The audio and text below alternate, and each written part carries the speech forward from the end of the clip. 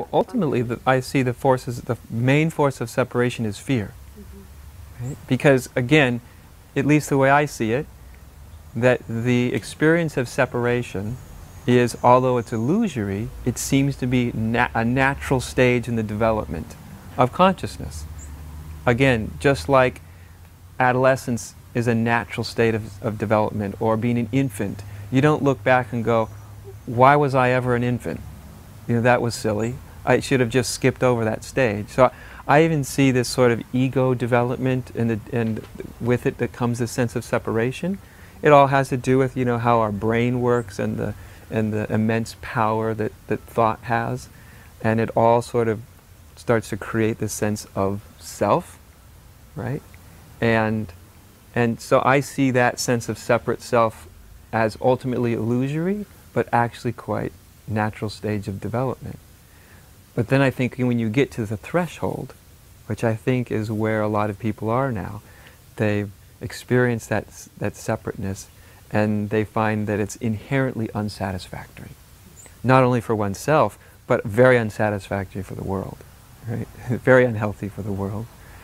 And then you feel that pull, right? There's something else. But that's when you often start to uncover this tremendous fear, because it's a sort of death, right? Moving beyond the separate self, it's a death of an identity. And on the level of thought, it's like, it's a death. It's very abstract to talk about it or describe it. But when it starts to happen to you, and you literally feel like you're going to die, or you look in and you see the emptiness of a separate self, and it sounds very spiritual, but when you actually see it, it can really be quite terrifying, quite shocking. Like, my God, the person I thought I was isn't here. And so I think there's this great, for a lot of people that I talk to, this great fear of non-existence. That's part of the irony, is we have to come to true existence through the doorway of non-existence, of our own separate non-existence. And that's very, very, very frightening. And so we distract ourselves. I mean, and the world, you know, the world we've created is a perfect world in which we can distract ourselves with endless amounts of entertainment, you know, trivialities. And when you get down to it, really, usually it's sort of this deep fear of initially realizing I don't even really know who I am. I just really don't know who I am. You know, most human beings, they really don't know who they are. And then on top of that, then there's the fear of there's that fear of meeting that existential emptiness or non-existence, because that's the doorway. You have to realize you can't manage it, because that's what the whole world's doing. It's basically trying to manage fear. And I think a lot of people don't know the extent to which fear operates in their life, because there's some people that don't feel like an obvious fear. You know, they don't walk around feeling really fearful. But if you really look at it, you know, why is it that we human beings are looking for those little moments of approval? Why are we looking for love everywhere? Why are we looking for agreement, to be noticed, to be, you know, and when you look really inside of those, there's many psychological reasons, but at the root, it's always fear. Because if I don't get approval, if I don't get acknowledgement, if I don't get this, if I don't get that, I will die. I won't exist. You know, if I don't get all these exterior things, I'll have to face that great void of the infinite inside. I'll have to encounter that. Most people aren't that conscious. They wouldn't think about it in these terms. But fear is actually, as I see it, an incredible driving force for humanity. You know, and we see this on the deep spiritual level and on very exterior levels. You know, I think to find where the love is, or where the hope is in it all, also we have to see that even the things we do to make things better often are motivated by fear too. You know, like the fear of we're destroying the planet. Yes, we're destroying the planet. That's very true. And if we're addressing that truth from the standpoint of fear, then fear has won the day. Do you know? Or We don't say like a particular political system. If we're motivated by fear, then we're still operating within the same old state of consciousness. You know, we've just sort of switched allegiances. You know, instead of being a destroyer of the world, now we're a savior of the world. But if we're a savior of the world that's motivated by fear, then we're actually in the same consciousness. It's just heads and tails on a coin, right? Everybody always feels like they're doing the best thing, don't they? You ever notice? No matter what side they're on, they always feel like it's basically the best thing. So, but the interesting thing about fear is when you really go through fear, instead of trying to manage fear, the other face of fear is love. They're not actually different things. There's heads and tails on the same coin. So when we actually can start to meet fear itself, that's when we start to come into love.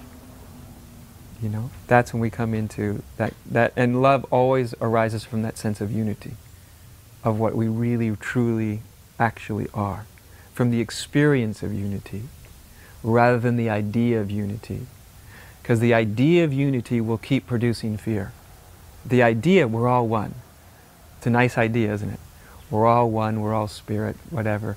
We're all one, and we're destroying ourselves, and we have to do something about it, and you can feel the fear in it as the idea of oneness. But the experience of oneness, of really feeling it, really realizing it, is the absence of fear. And this is, I find very interesting, is we are also afraid to be without fear. Like, if I wasn't afraid about what would happen in the world if we don't do something, if I wasn't afraid about what might happen to humanity, then I wouldn't have any motivation to do anything. I might just sit in my rocking chair and say, well, it's all spirit and it's all fine. And so there's a fear of not having fear. You see, that's how much as a species we talk about love, but we really don't trust it much. Love's indiscriminate. Love loves what is. Everything. Nothing's left out. It loves the people that are trying to heal the world, and it loves the people that are trying to destroy it. It's an indiscriminate lover of what is. That's love. You see, and I think also as human beings we're often afraid of that. Like, well, if I really love everything and everybody, including the people who are destroying everything, and of course the people who are destroying everything are you and me. We always think it's someone over there.